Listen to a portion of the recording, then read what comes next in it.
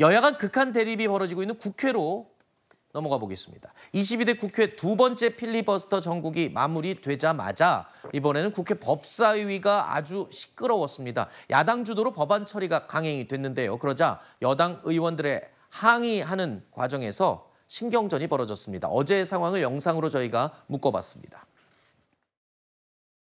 국회법 제71조에 따라 토론 종결 동의가 의제로 성립되었고 이에 대하여 토론을 하지 않고 표결할 것을 선포합니다. 다음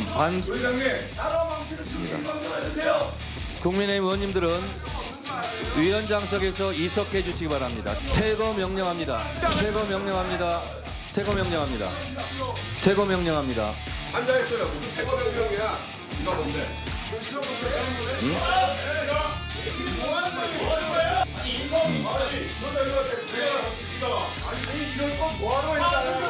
언론에서 빌런이라는 얘기까지 나와요. 저한테 빌런 얘기 하시는데요.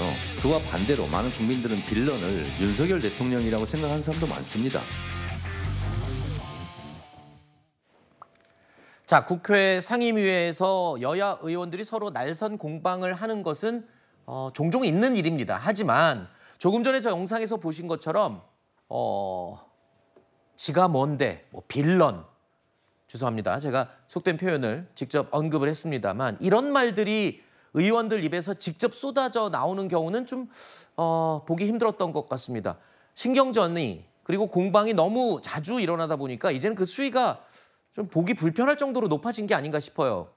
근데 우리 국회가요. 원래 좀 품위가 부족한 곳이긴 합니다만 법사위가 저지경이 된 것은 누구 때문입니까? 사실 정청래 법사위원장 이전에는 저 정도는 아니었거든요. 지금 정청래 법사위원장이 된 이후에 어떤 일들이 반복되고 있습니까? 뭐 10분간 퇴장해라, 발언을 금지한다. 그다음에 뭐 퇴거 명령을 내린다. 그리고 나를 째려보는지 뭐 5분 동안 촬영해달라. 이런 일들이 반복되고 있습니다. 이런 것을 보고 우리가 완장질이라고 하죠. 그런데 우리가 정청래 법사위원장의 그 의사진행 행태에 대해서 완장질이라고 비판을 하는 것은 단순히 어떤 권한을 고압적으로 사용한다 혹은 권한을 남용한다 이런 차원에만 있는 것이 아닙니다. 그 윤은길 소설가의 소설 완장에 보면은요, 그 완장을 찬 주인공이 나중에 자신에게 완장을 채워준 그 최 사장, 그러니까 그 저수지를 만들어서 그 주인공에게 저수지를 관리하게 한 그 사람에게까지 반항을 합니다. 주인공 일행이 낚시를 하러 오니까 그 낚시도 못하게 하거든요. 저수지에서. 그런 일들이 나중에 일어날 겁니다. 지금 정청래 법사위원장은 누구에게도 안하무인으로 법사위를 진행하는 행태를 반복하고 있는데 네. 결국 이렇게 되면은 나중에 자신을 법사위원장으로 맡긴 민주당 또 이재명 대표 네. 나아가서 국민들에게까지 누가 되는 그런 일들을 하게 될 것이다라는 네. 경고의 말씀을 드립니다.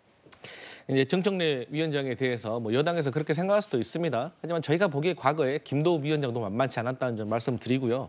그럼에도 불구하고 네가 뭔데? 라는 말에 대해서 지적을 하니까 이게 대명사다, 사전 찾아봐라 이런 말은요. 저희들이야 성인이니까 또 정치권에 있으니까 이해할 수도 있지만 저는 무서운 게 초등학생들이 이거 보고 따라 배울까 봐 저는 그게 걱정이에요. 얼마 전에도요. 최민희 의원이 어쨌든 박충건 의원에게 사과를 했지 않습니까? 어떤 발언에 대해서. 네. 저는요. 용기를 낸 거라고 생각을 해요. 그렇기 때문에 저는 곽규택 의원께서도 이 부분에 있어서는 사과하시고 또 사실 이러한 것들이 벌어지는 것은 사실 여야가 저는 서로 탓할 일 아니라고 생각합니다.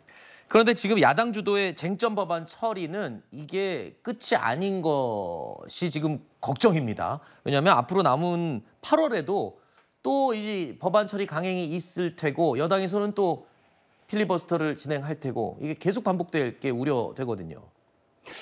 야당으로서는 총선에서 다수당을 아주 압도적인 그 민심을 받았기 때문에 할 일을 하고 있는 것입니다. 그러면 뭔가 이러한 법안이 통과되고 정부 여당도 좀 총선 민심을 겸허하게 받아들여서 협상을 하고 타협을 해야 되는데 여당 자체가 정책의 의장 자리도 자기들끼리 양보를 못하다 보니 야당한테는 얼마나 야박하겠습니까?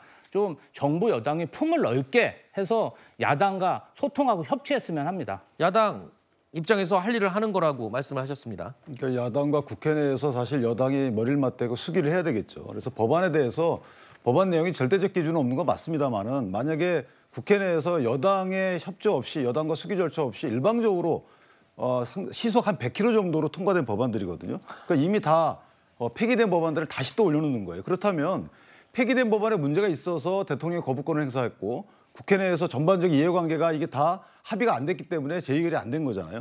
그러면 뭔가 법안이 고쳐져야 될 거 아니겠습니까? 고쳐지거나 폐기하거나. 그럼 똑같이 또 냅니다. 자, 이런 부분들은 민주당이 국민께 약속했던 성과내는 국회라는 그 공약에도 반해요.